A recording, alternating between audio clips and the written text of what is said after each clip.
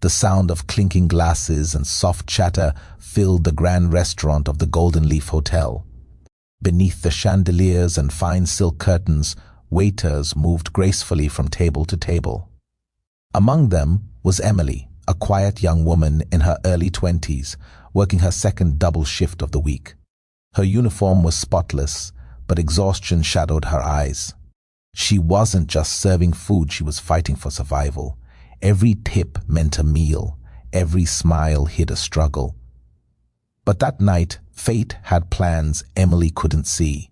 As she balanced a tray of wine glasses, a loud voice called from Table 7 Mr. Harrison, a known regular with too much money and too little respect.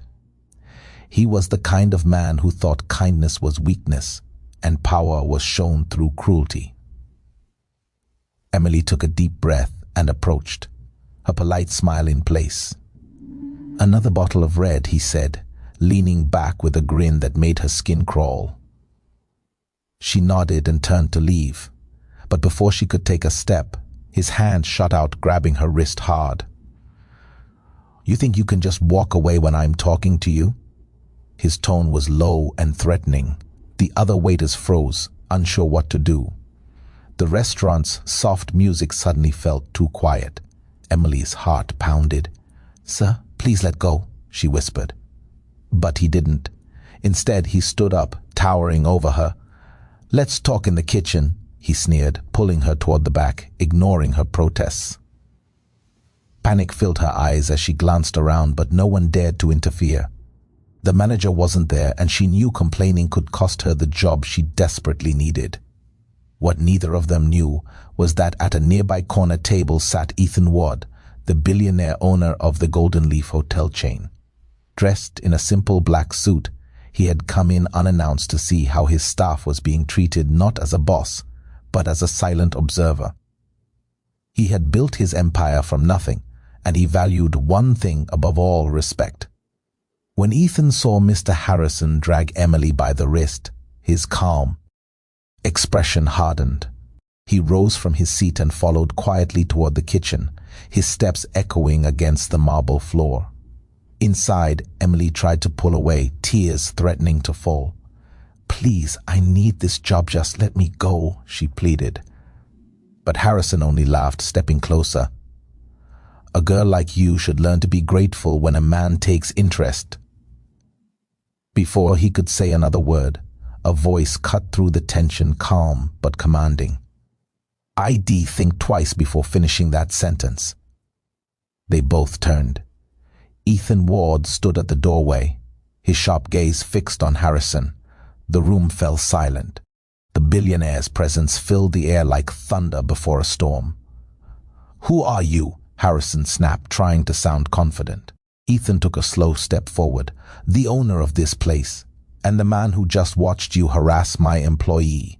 Harrison froze. His arrogance faltered. I didn't. I was just save it." Ethan interrupted coldly. "You're banned from every Golden Leaf property, effective immediately. Security will escort you out."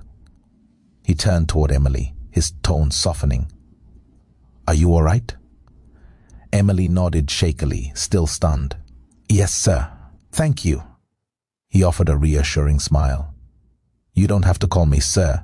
I'm Ethan." As guards arrived to remove Harrison, the other staff peeked through the kitchen door, whispering in disbelief. For years they had seen customers like Harrison mistreat the workers, and for once, justice had stepped in, quietly but powerfully. After the incident, Ethan asked Emily to join him in his office upstairs. She hesitated, nervous, but followed. The office was warm, filled with plants and soft light, nothing like the intimidating luxury she expected. Ethan gestured for her to sit. "You handled yourself with strength," he said gently. "You didn't deserve what happened. No one does." Tears welled in her eyes. "Thank you, but I can't afford to lose this job." Ethan leaned back thoughtfully. "You won't. In fact, I'd like to offer you something better. We need a staff coordinator. Someone with heart and courage. I think that's you." Emily stared at him, speechless. "Me?" "Yes, you." he said, smiling faintly. You see, I started out washing dishes in a hotel like this. I know how it feels to be invisible, but strength like yours, that deserves to be seen. For the first time in years, Emily felt seen not as a worker, but as a person. Her tears finally fell, not from fear, but from relief. Thank you, I won't let you down. I know you won't, Ethan said, standing.